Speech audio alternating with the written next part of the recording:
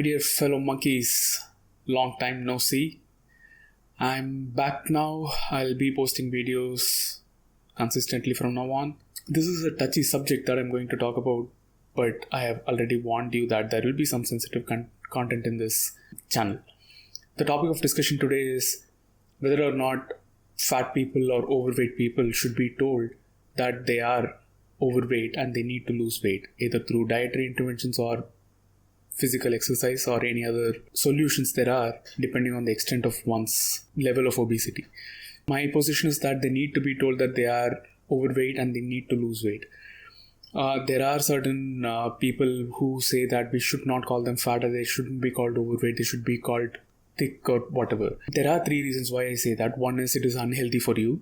There are numerous studies which say that obesity is the initial step towards many metabolic disorders like cardiovascular disease and heart disease, whatever that comes along with it.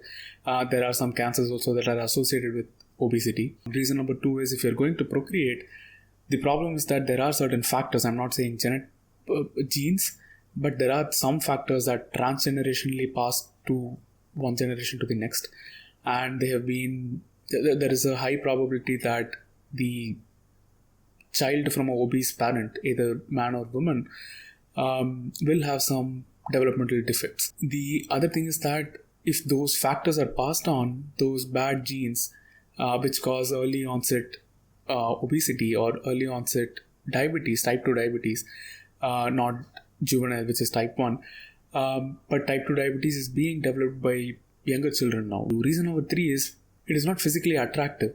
And there are evolutionary reasons for that. It is not to say that there is prejudice against fat people, but it is just hardwired into humans to like people who are fit and healthy.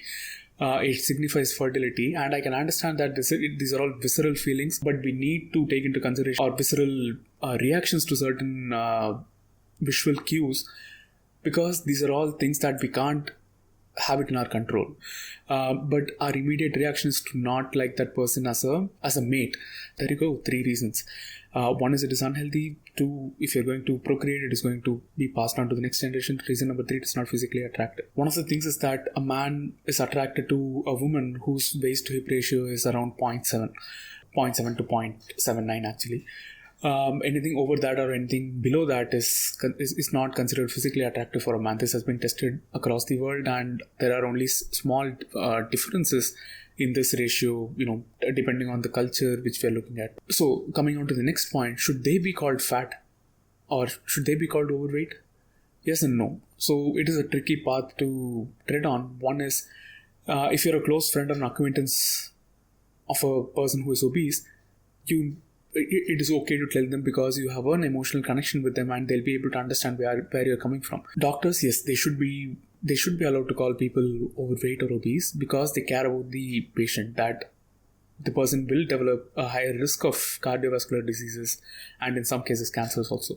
Is it okay for a comedian to call someone fat? The person shouldn't be the subject of the joke. Is it okay for you to call someone fat just to make fun of them? No, of course not. If you have the best interest of that person, then it's okay to call them, overweight, but in a very compassionate way. I'm not trying to attach any moral context into it. There is something wrong with being fat because most people are fat due to laziness. I can understand that some people have bad genes, some people have some thyroid issues, or after pregnancy, ladies gain a significant amount of weight.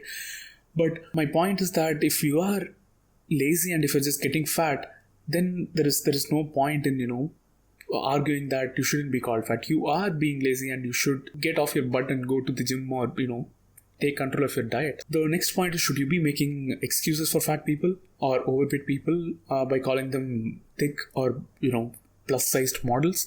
Of course not. A model is someone whom people like to see, be it a man or a woman. But plus-sized models, yeah, you can to feel better about themselves, yes, okay. But what does feeling good do to them? Is it causing them to be more lazy, and this whole body positivity is harming them in the longer term? If you are morally virtuous, although I'm not a virtue ethicist, if you think that it is morally virtuous, you will have to look at the consequences of that particular action. So it is not morally virtuous to just not call them overweight, just to not have this awkward confrontation with them. but you have to ensure that you communicate to the person that you're coming from a compassionate point of view and trying to help that person. And if they need help. In addition, there is some research which says that there is this thing called metabolically healthy obese, but studies over a period of longer time, like 10 years, 12 years, 30 years, these studies have been done, and I'll reference these things in the description below, and they all point to the fact that just because someone is metabolically healthy right now, metabolically healthy but obese, doesn't mean that that person or that particular group of people maintain the same health over a period of time. It has been compared against people who have been healthy and lean, and the difference in risk between these two people ranges from 50 to 300%. So just because they're metabolically healthy while they're obese doesn't mean that they're going to be healthier in the future also. Of course, we can't predict the future, and a healthy person might, become a smoker, some other sort of behavior that harms their well-being. But considering that those scenarios don't arise, metabolically healthy obese people are at a higher risk in the future. As I said before, body positivity shouldn't come at a cost to someone's physical health. So the idea is to have a balanced approach in the way in which you communicate to that person. There should be a compassionate approach to telling people that they need to lose weight.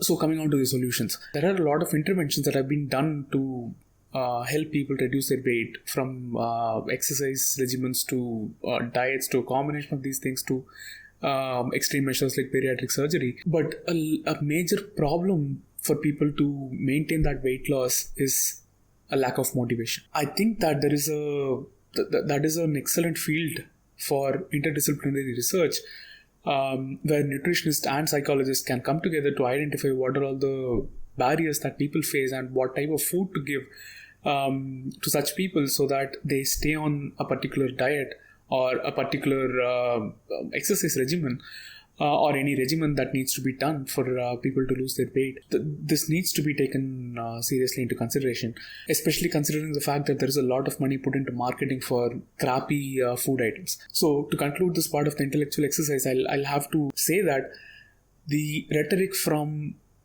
third wave feminist nonsense is laughable, and so is crass comments made by right-wing extremists also. So this is time for rational people to step up, be more honest, and not be afraid of the backlash that is coming from rabid groups on both extremes of the political spectrum. So before signing off, this is a photo of me 2 years back where I lost a lot of weight. There was significantly little body fat, and I was also staying lean. I was around 74 kilograms that time, and I'm 5'10". Now I'm this fat mess. I'm 96 kilograms in weight now, obviously the same height. But what I'm going to do is I'm challenging myself to reduce my weight to 80 kilograms. I'm going to lose around 16 kilograms of weight in a span of 6 months.